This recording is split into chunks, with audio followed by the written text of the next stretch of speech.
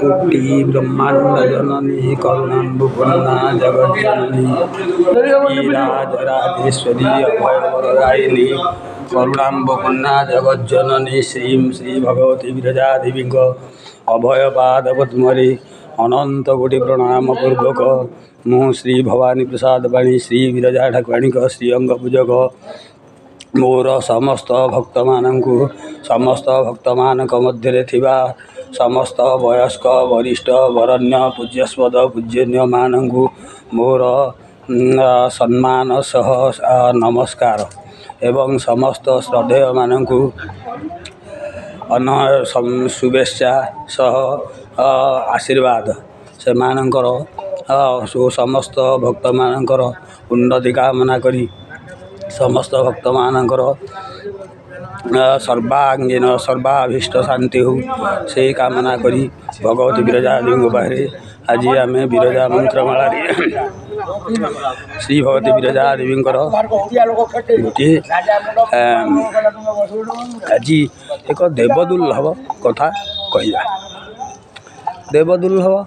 विरजा क्षेत्र को कहीं देवदुर्लभ कह जाए यार कारण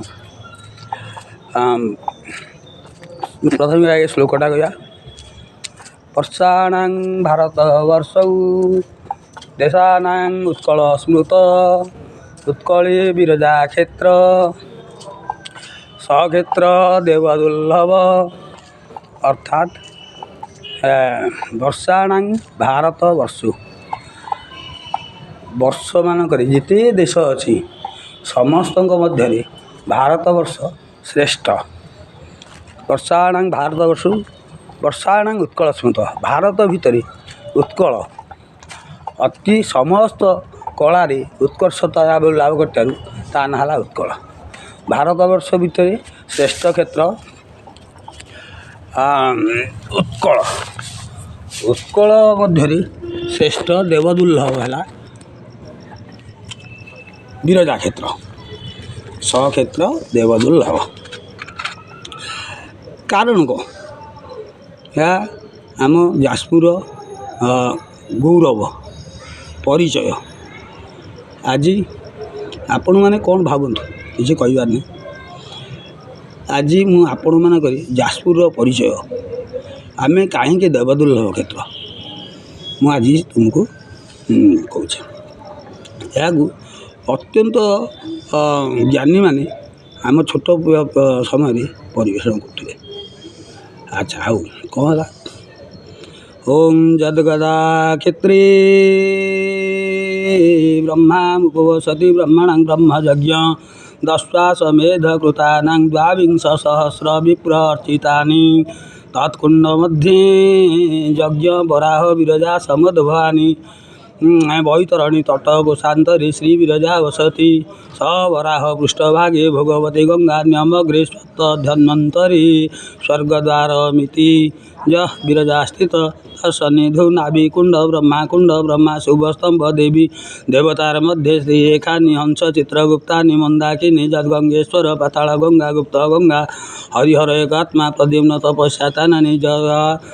मणिकर्णिका गोकर्णिका धर्मवट कुशभद्राज कपिलेश कपिलतीर्थं शचीतीर्थं वारुणीतीर्थं छत्र मष्टचंडी चत्वार भैरव द्वादश माधव द्विजोर्ध क्षेत्र प्रमाण सक्षेत्र प्रमुख सकटाकाराणि बिल्व वरुण खिलाटानि एतद्मध्ये अन्नकोटि लिंगानि एष तीर्थ विप्रा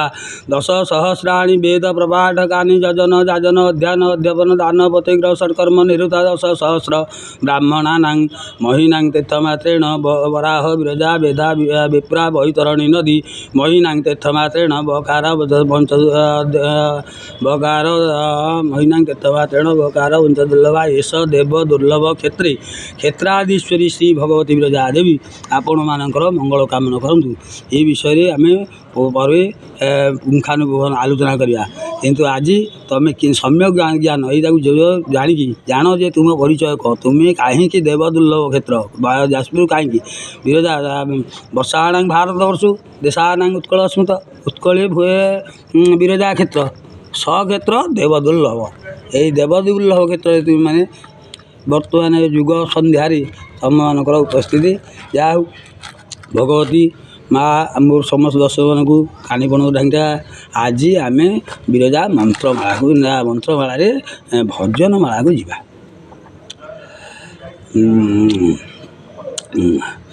बिरंची अग्निरु जात हेलु बोली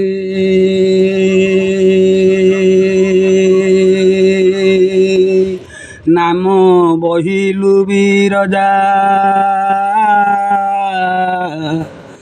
ब्रह्माग्निजा बोली जगते विख्यात विंध्यवर शिरे उभा महामाई गो दयामयी तो पादे भवानी नमयी गो दयामयी तो पादे भवानी नमयी अकिंचन नाटन दुर्दिन सागरे ताई महामाई तो पादे भवानी नमयी अकिंचन नाटन दुर्दिन सागरे थाई महामाई तो पादे भवानी नमयी दिने तोते वेद बर करिण थिले स्तुति दिने तोते वेद बर करिण थिले स्तुति तांको यज्ञ अग्निरु मात होइलु उत्पत्ति तांको यज्ञ अग्निरु मात होइलु उत्पत्ति दिने तोते वेद बर करिण थिले स्तुति तांको यज्ञ अग्निरु मात हेलु उत्पत्ति महामाई तो पादे शरणटी मुहि गो दयामयी तो पादे भवानी नमयी अकिंचन नाटन दुर्दिन सागरे थाई महामाई तो पादे भवानी नमयी दिने जो जाति राजा कला तो पाद पूजा दिने जो जाति राजा कला तो पाद पूजा मान तार रखिलु पाई था सजा दिने जो जाति राजा कला तो पाद पूजा मान तार रखिलु पाई था सजा दया कलु माँ दया कलु सर्वसंपद ताकू देई गो दयामयी तो पादे भवानी नमयी अकिंचन नाटन दुर्दिन सागरे थाई महामाई तो पादे भवानी नमयी आज आमर भजनमाला भजन सैला तापर जीवा आम नीतिबाणी कौन कहला विद्या विनयर जेहु मधुर मिलन मधुर जे सने मिशी माणिक्य कांचन गर्ववंत थिले विद्या नलभे आदर मणिधरा फणी परी दिशे भयंकर रे दिशे भयंकर ये बंधु विद्या विनय जेहु मधुर मिलन विद्या थिब विनय थिब विनय कौच कूल प्रमाणं विनय स्वभाव जल प्रमाणं कुमुदश्च नाड़ विद्या प्रमाणं मुखभाषणं च कूल प्रमाणं विनय स्वभाव କେଉଁ ଉଚ୍ଚକୂଳୀର ବ୍ୟକ୍ତି ତା ନମ୍ରତା ଋତୁ ନମ୍ରନ୍ତି ଫଳିନ ବୃକ୍ଷା ନମ୍ରନ୍ତି ଗୁଣିନ ଜନା ମୂର୍ଖଞ୍ଚ ଶୁଷ୍କ କାଷ୍ଠଞ୍ଚ ଭଙ୍ଗତେ ନଚନମତେ। ବିନୟ ଆଉ ବିଦ୍ୟା ଥିବ ଆଉ ବିନୟ ଥିବ, ଆର ଯେଉଁ ମଧୁର ମିଳନ ସେ କେମିତି ଦେଖାଯିବ ନା ସୁବର୍ଣ୍ଣ ଅଳଙ୍କାର ଭିତରେ ଯେମିତି ମଣିମାଣିକ ଖଞ୍ଜା ହେଇକି ଅତ୍ୟନ୍ତ ପ୍ରଭାବଶାଳୀ ହେବ। ମଧୁର ଗର୍ବବନ୍ତ ଥିଲେ ବିଦ୍ୟା ନଲଭେ ଆଦର। IAS ହଉ ହଉ ଯେ ଲୋକମାନଙ୍କୁ ତୁଚ୍ଛ କରି କଥା କହୁଛି, ଯଦି ଲୋକଙ୍କ କଥା ଶୁଣୁନି, ଗର୍ବରେ ଫାଟି ପଡ଼ୁଛି, ଲୋକମାନଙ୍କ କଥା ଶୁଣୁନି, ସମସ୍ତଙ୍କୁ ହତାଦର କରୁଛି, ବୟସ୍କ ଗୁରୁଜନମାନଙ୍କୁ ହତାଦର କରୁଛି, ଅନ୍ୟାସରେ ଖାଲି ଗର୍ବ ଅହଙ୍କାର କରୁଛି, ସେ IAS ମୂଲ୍ୟ ନାହିଁ। ଗାଡ଼ି ଚଢ଼ିଯାଉ ଆଉ କ'ଣ ହେବ ସେ IAS ମୂଲ୍ୟ? ଯଦି ଦେଶ କାମ ନ ଲାଗିଲା ସେ ଯଦି ଦୈବାତ ପଳଙ୍ଗ ଆସ୍ତି ଛାୟା କେନ ନିବାର୍ଯ୍ୟତେ।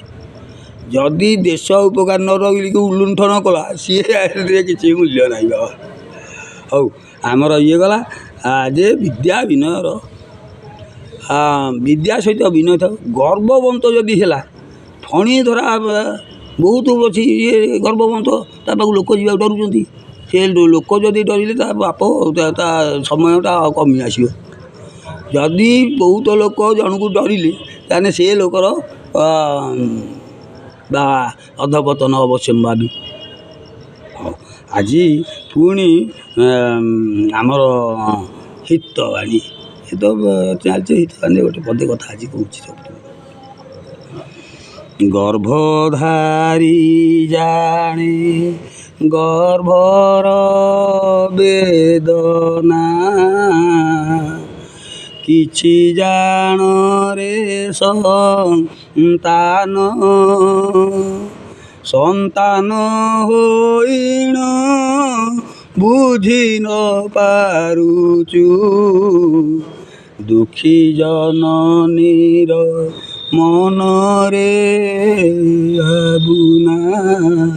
ଦୁଃଖୀ ଜନନୀର ମନ। ପ୍ରିୟ ବନ୍ଧୁ, ଆଜି ତ ହେଇଯାଇଛି ସମୟ। ତା ମା ଠାକୁରାଣୀ ମୋ ସମସ୍ତ ଦର୍ଶକମାନଙ୍କୁ ମୁଁ ଖାନିପଣ ଝାଙ୍କିକା ତା ପିଲା ଛୁଆଙ୍କୁ ଅଭୟ ପାଦ ଧରି ଶରଣ ଦେଇ ମା ତାଙ୍କ ପିଲାମାନଙ୍କୁ ଉତ୍ତରୋତ୍ତର ମୁଁ ଉନ୍ନତି କାମନା କରି ଆଜି ମୁଁ ମୋର ବକ୍ତବ୍ୟ ଶେଷ କରୁଛି। କାଲିକି ପୁଣି ଆଲୋଚନା ହେବ। ମା ବିରଜା ତୁମମାନଙ୍କର ମଙ୍ଗଳ କରନ୍ତୁ, ତୁମ ପିଲାମାନଙ୍କର ମଙ୍ଗଳ ହଉ, ତୁମେ ପିଲାମାନେ ଯଶସ୍ୱୀ ଉତ୍ତରୋତ୍ତର ଉନ୍ନତି କରି ତାପରେ ମୁଁ କହୁଛି ମୋର ଯେଉଁ ଶୁଣିଲ ଦାନ ଦକ୍ଷିଣା ପାଇଁ ସବସ୍କ୍ରାଇବ୍ କରିବ, ସେୟାର କରିବ, ଆଉ କ'ଣ କରିବ, ଆଉ ଲାଇକ୍ କରିବ, ଆଉ କ'ଣ କରିବ, ସବୁ କରିବ। ମା ଠାକୁରାଣୀ ତୁମ ମଙ୍ଗଳ କରୁ। ମୁଁ ରହିନି ବା ଆଜି ଏତିକି କହିକି ମୁଁ ମୋର ବକ୍ତବ୍ୟକୁ ଶେଷ କରୁଛି। ଜୟ ମା ବିରଜା, ଜୟ ମା ବିରଜା, ଜୟ ମା ବିରଜା।